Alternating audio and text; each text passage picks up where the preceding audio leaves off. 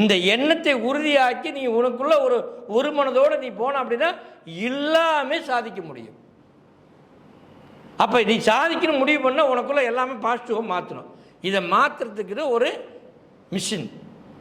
இந்த மிஷின் 7 விதமான கருவிகளாக இருக்குது. இந்த 7 கருவிகளை ஒன்றா இணைச்சி பெல்ட் போடுறோம்.